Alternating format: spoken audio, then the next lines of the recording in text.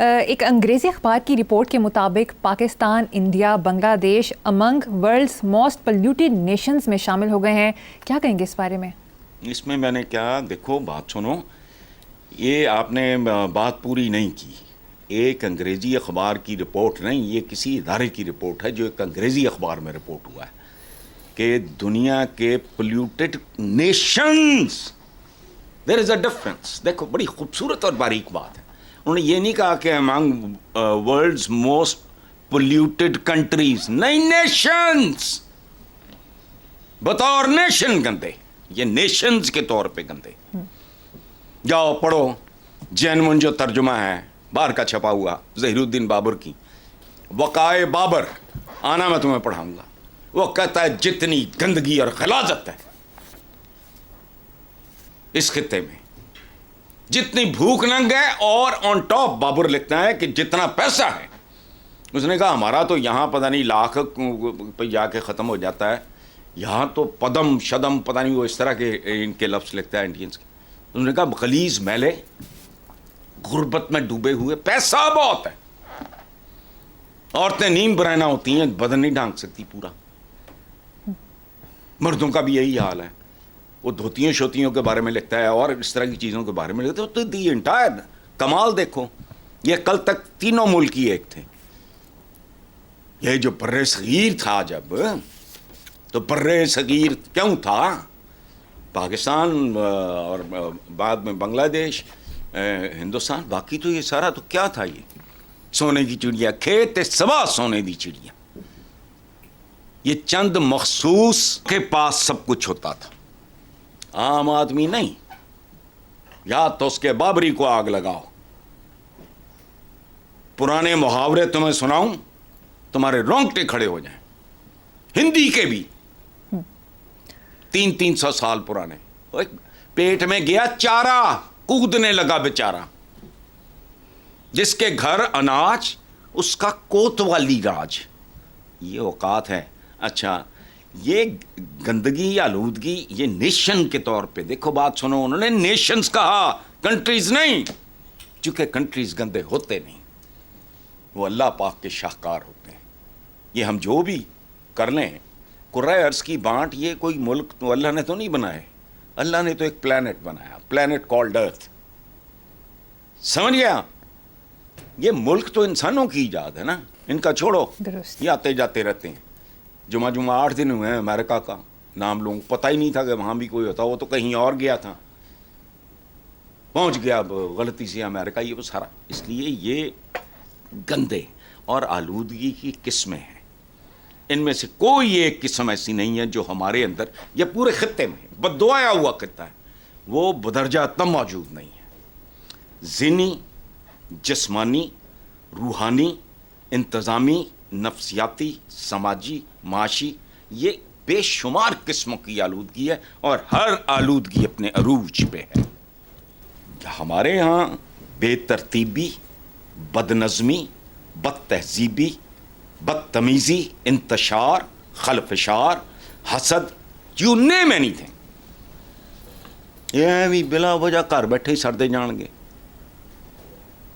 ایک دوسرے کے گٹے کھینچیں گے. یہ لطیفہ کسی مہذب قوم میں ہو سکتا ہے کہ وہ آتش آگ کے کنویں تھے. وہ مذاق میں بات بنائی گئی ہے کہ جی وہاں گناہ گاروں کو ان کنووں میں پھینکا گیا جن میں آگ بھڑکتی تھی.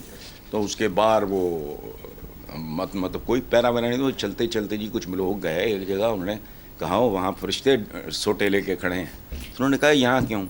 نہیں، ہر جگہ کھڑے تھے، وہاں نہیں. اس نے کہا کہ یہ پاکستانی ہے، یہاں سے کوئی نکل ہی نہیں سکتا، چونکہ جڑا اوپر آنے کی کوشش کرے گا تھلیوں دے گٹے کھینچ لیں گے، اس لیے یہاں پیرا نہیں ہے. مطلب اس طرح کے، اس سے سمجھ آتی ہے قوم کے مزاج کی، ٹیمپرامنٹ کی. ان میں بڑے میسنجز ہوتے ہیں اس طرح کے نا، فضول قسم کی باتوں میں بظاہر بڑی کام کی باتیں بھی ہوتی ہیں. اور صفائی نصف ایمان مریم، یعنی ہم اگر اپنا پاکستان دیکھیں تو اس کا مطلب ہے نصف ایمان تو فارغ کر کے نکلے ہم. جاؤ گلیاں کوچے بازار دیکھو، یہ پیڑیاں جڑیاں کچجیاں رہنا انہوں نے کہندے، وہ ایویں ایک آدھ کمرہ جہاں کسی مہمان نے آنا، باقی گند پڑا ہے پورے گھر میں. تو اسی طرح چند پوش بستیاں ہیں، وہ صاف ستھری ہیں، وہ مہنگی بھی بہت ہیں، گیٹڈ کمیونٹیز ہیں، یہ ہے وہ ہے، وہاں گارڈز بھی ہیں، اور جو باقی جو سارا ہوتا ہے صفائی ستھرائی کا باقی کیا ہے، جاؤ اپنا اندرون شہر دیکھو. ٹھیک ہے اسد صاحب، پروگرام میں شامل کریں ایک بریک، دیکھتے رہیے بلیک اینڈ وائٹ.